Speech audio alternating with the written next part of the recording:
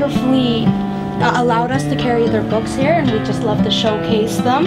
And we all have a lot of Valentine's Day for Your Beloved. This is part of our open house. I've supported myself from my writing for more than 30 years.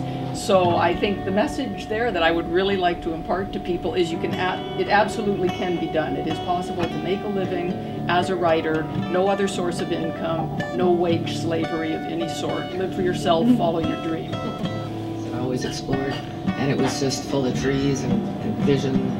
When I wrote even the poetry, I go back to that and I think about it, and the animals that I've had the opportunity to work with have taught me an awful lot too, so that comes out in my writing. But everywhere I live, I think, has influenced what I've done. For all of you that want to publish, you can do it. It's just a matter of process, and have faith, because everybody has something in their heart they need to say, and everybody has worth in their knowledge, so share it. But my background in music and going through tons and tons of rejection and success, I've won awards for my songwriting. The process of doing that and marketing my own music helped me to be able to say, yes, I'm just going to do this.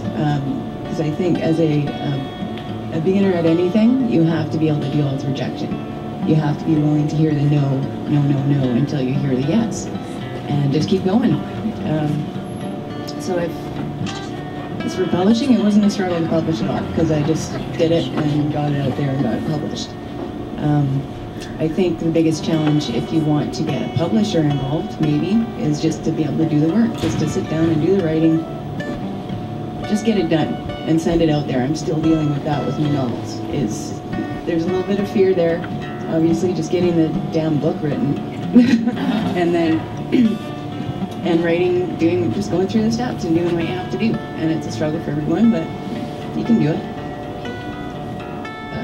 Before my first book was published, I had been doing freelance journalism and article writing for about 10 years, and so I also, like you described with music, Heather, I'd had 10 years of experience with sending stuff out, dealing with editors, dealing with contracts, and getting rejected. So, you know, one thing you just need to think about for anybody who might be at the beginning stage of a writing career and sending it out, rejection is part of the game. If you don't have a thick skin, develop a thick skin. There's just no other choice. You will be massively rejected, and that just tells you that you're functioning as a professional. So don't be afraid of rejection. That's really your evidence that you're actually working as a writer.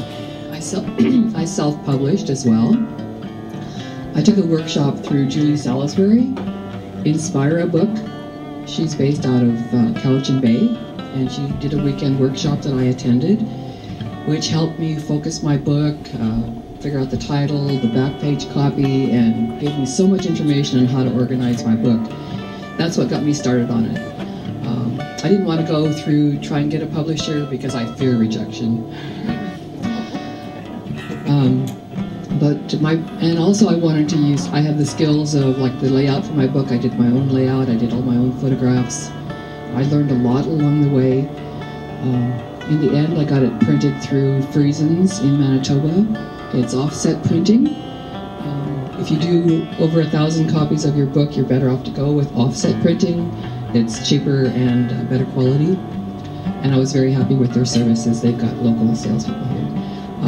Printorium Bookworks offers, I took a workshop through them on how to publish your book, how to lay it out, all the things that you need. They have great resources there. It's Island Blue. They have their book division. That's another great resource. And then First Choice Books, there's lots of resources here for self-publishing. And if you go online, there's all kinds of things too. You just have to know what you want to say, who you want to say it to, what benefit is it to someone that you're saying this? Who's going to benefit from it, and where can you sell it? Just have a novel that was published last fall by a Vancouver press, Arsenal Pulp Press. So, and the process for me was similar to what someone before talked about, sending out manuscripts and patiently waiting for someone to pick you up. And I was very fortunate. So answer. There's a whole industry out there of zines, or what could also be considered chapbooks. You can produce these entirely at your home on laser printers, or stand at a photocopier at Staples and then stitch or staple a binding. So you don't need to rely on anybody whatsoever. Think about that absolutely last, and write the book. Just write the book. Think about the book, and serve it. Serve the work and the work's requirements, and perform what the work asks of you with integrity, and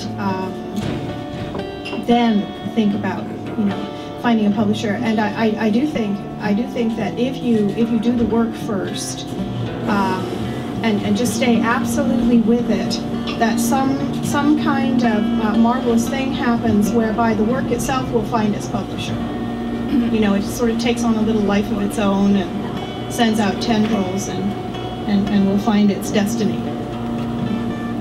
Get a good editor and a good designer. You want your book to look professional. You don't want it to have a lot of errors inside. If you take it somewhere to sell it, they'll flip through it. If they see that it looks doesn't look professional, it'll be a hard sell. So get a good editor, get a good designer, and come up with a good finished project.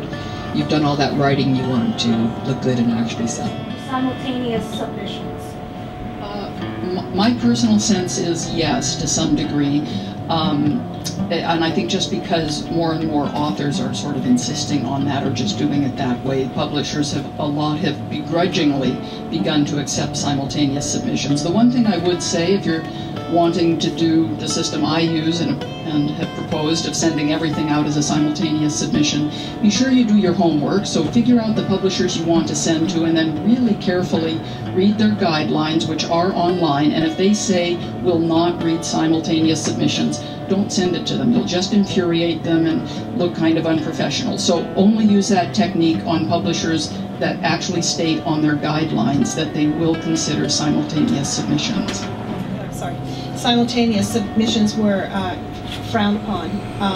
Most publishers say on their sites, you know, will not accept but those are just the ones that I've looked at. So, you know, there may be this new trend, which would be would really help writers.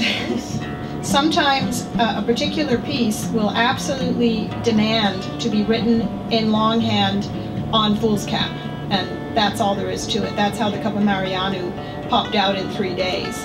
Other work, it's fine or even preferable to compose on the computer, you know, at the keyboard. It's just the speed with which it's coming, or the mode in which it's coming. So for me, it's both. I think they're interchangeable. Do your best to write something you feel is worth publishing.